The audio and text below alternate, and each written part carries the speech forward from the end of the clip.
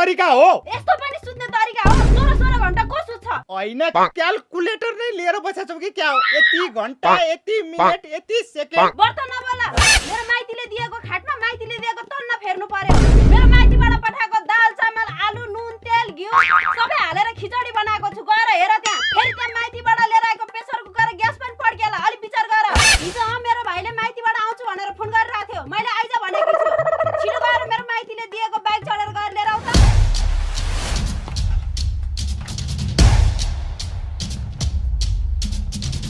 अनि खिचडी नखाइ जाने? या दिमागको खिचडी भइसक्यो। अगाए म त्यो ससुरालीबाट ल्याएको खिचडी खाऊ है।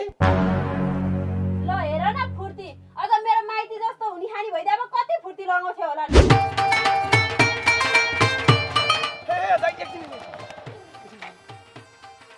ओहो दाइ बाइक त खतरा छ त।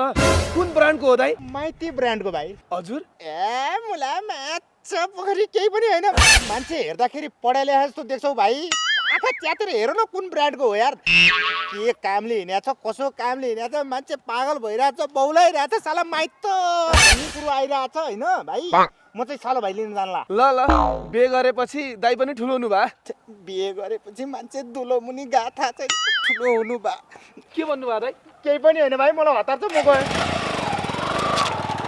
ल यो दाइ पनि आजकल डिप्रेसनमा गयो जस्तो लाग्यो।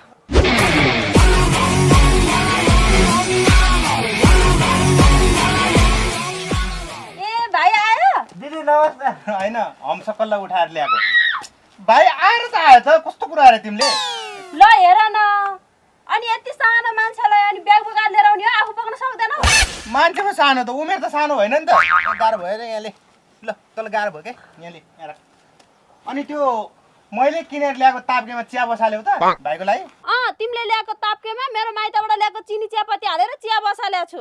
ओहो के भएर दिदी त साह्रै दुब्लाउनु भएको जस्तो छ नि त। तपाईँले दिन रात टर्चर दिनुहुन्छ कि क्या हो? अनि फेरि बबाल हुन्छ नि फेरि। अब यही चिजको त कमी थियो त मेरो जिन्दगीमा है। यसले बवाल गर्ने। कस्तो किसिमको बवाल गर्ला यसले फेरि। बवाल भोलि गर्नुपर्छ। दिदी भेनाले त मलाई हल्का रूपमा लिनु भएको जस्तो छ नि त।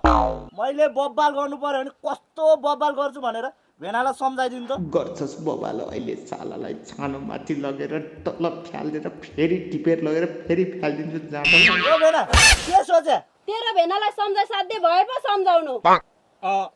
अब मलाई त सम्झाएर साध्य लाग्दैन है। तिमीहरूको खानदान राजा खानदान, तिमीहरूको खानदान वा वा, हामी त छ्या छ्या, खाली माइत खाली माइत।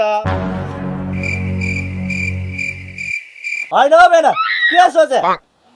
केही सोचे होइन, भोक लाग्यो अब खाउँ भनेर सोचे नि। होइन हो सालो भाइ, तिमी खाना चाहिँ जे पनि हसुर छौ, तर तिम्रो हाइट चाहिँ किन गान्टेमुला लाग्छ भा? हेर्न अर्काको भाइलाई जे पाए त्यही भनेका। अब नभएको कुरा भने होइन। अब मलाई पनि त दुःख छ नि सालो भाइको यस्तो अवस्था देखेर।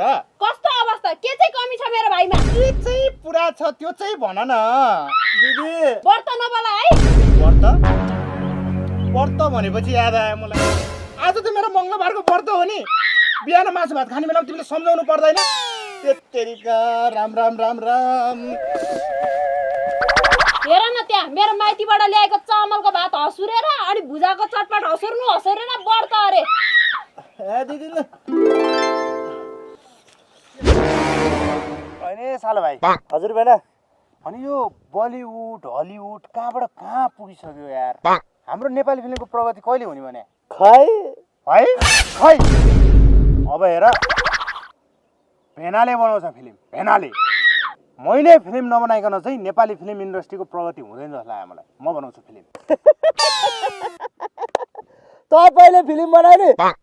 तपाईँले फिल्म बनाउने? तपाईँले फिल्म बनाउने? किन मैले फिल्म बनाउन सक्दिनँ जस्तो लाग्यो?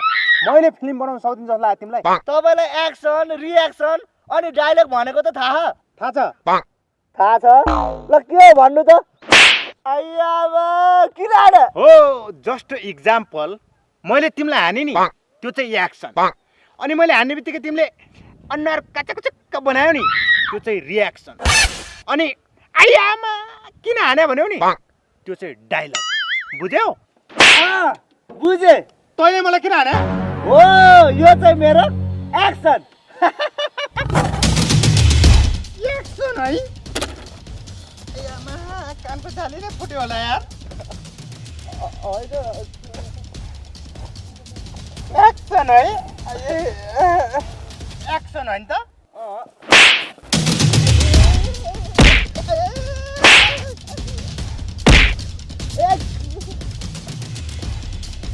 खेल्ने हो साला भेला सिङ्गल सिङ्गल अबे सिङ्गल साला त पुरा भयो बे सिङ्गल खेल्नु हाफ हाफ खेलौँ भन्न हाफ हाफ तेरो आइयामा तैँले मलाई हाने अबे अझै अझै अब ए भेला भेला भेला भेला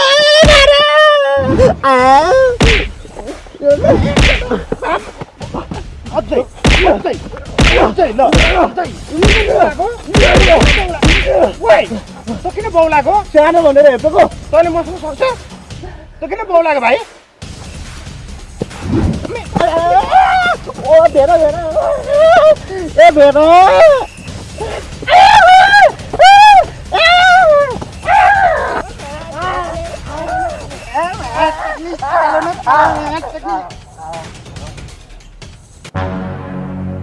ओ साल भाइ साल भाइ साल भाइ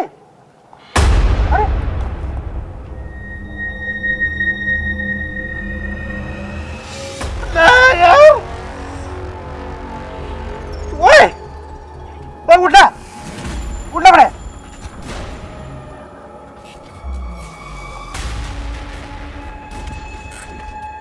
मर्यो क्या हो यो त के मर्यो भन्नु टक्का लगाएर मर्यो यार यो के गरेँ यार मैले यो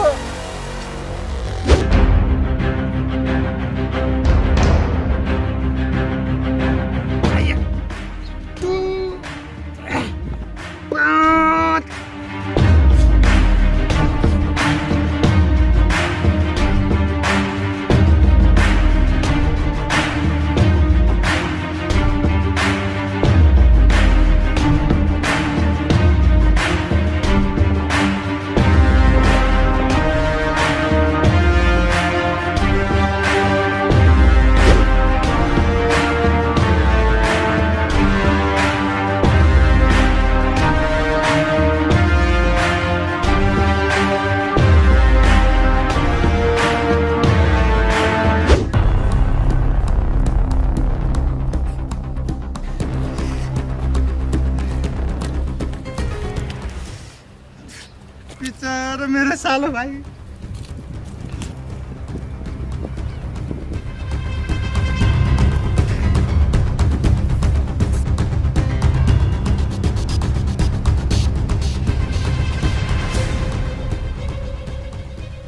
को हो तपाईँ होइन बोलाउनु भयो कि क्या हो अनि भाइ तपाईँसँग होइन खोइ भाइ को भाइ होइन भाइ खोइ भनेको भाइ भाइ त इमर्जेन्सी परेर मर्यो के भने इमर्जेन्सी परेर गयो कहाँ गयो कहाँ गयो कहाँ गयो कहाँ गयो घर गयो क्या घर गयो एक्कासी उहाँ बुबाले चाहिँ इमर्जेन्सी पर्यो आउनु पर्यो भनेर फोन आएको थियो भाइ गयो होइन यति बेला त गाउँको गाडी पनि लाग्दैन केमा गयो अकालमै गयो के यतिमा गयो यति प्लेनमा चढेर गयो यति प्लेनमा आज भोलि नेपालमा प्लेनको बारेमा थाहा छैन भने तेरिका मेरो भाइ अकालमै गयो भने एकचोटि गइसक्यो अर्कोचोटि जान मिल्दैन होला त्यो होइन के सोचे केही पनि होइन तिमी त्यत्तिकै आत्तिरहेछौ के कुल हौ न कुल हौ